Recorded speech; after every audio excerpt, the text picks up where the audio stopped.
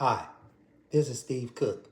Now, in our last conversation, I told you about Hurricane Ike, and I told you how all of Houston watched it form thousands of miles away. We watched it cross the Atlantic, and we watched it grow stronger. And then we watched it enter the Gulf of Mexico. And we listened to every warning. And then I made the decision to stay. You know, looking back, it was one of the worst decisions I've ever made. You know, there's something strange about hurricanes. When they're still out over the ocean, they almost don't feel real. You watch them on television and you see the satellite pictures, you hear the wind speeds, and you listen to the meteorologists. But deep down, there's still a part of you that believes maybe it won't be that bad. Maybe it'll turn. And maybe we'll get lucky. I remember thinking exactly those things. I wish I hadn't. As the day went on, the skies over Houston began to change. The air felt different. It was strangely quiet, almost too quiet.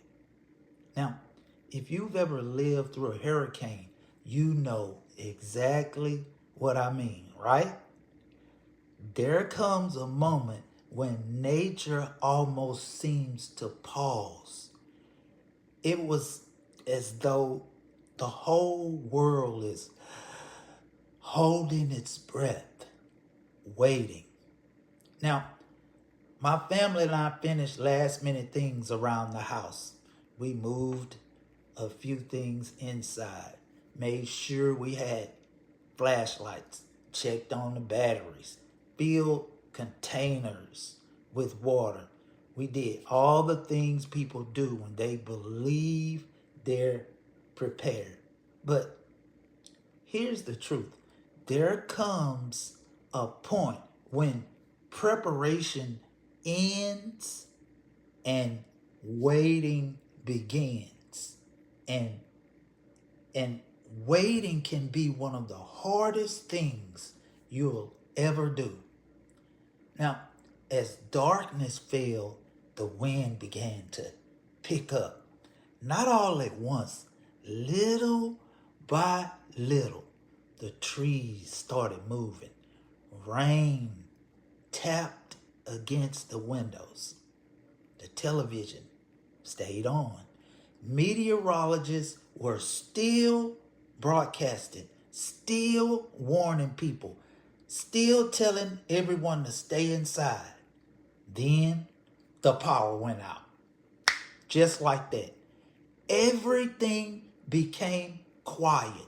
No television, no lights, no air conditioning. Just darkness and the sound of the wind. Now, at first, it didn't seem that bad. Then the wind got louder and louder. Then louder still. The walls of the house began to creak. The windows rattled. The trees outside bent farther than I had ever seen them bend before. And the sound wasn't something you heard. It was something you felt. The whole house seemed alive. Then came the moment I'll never forget. I looked up and I could actually see the edges of the roof trying to lift The, the seams were beginning to separate. And for just a second, I remember thinking, what if the roof comes off? That thought had never crossed my mind before until that night. It was the first time in my life I truly understood how small we really are.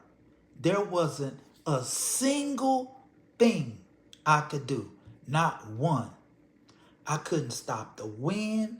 I couldn't make the storm weaker.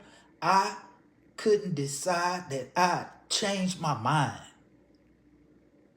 The decision had already been made. Now, all I could do was live with it.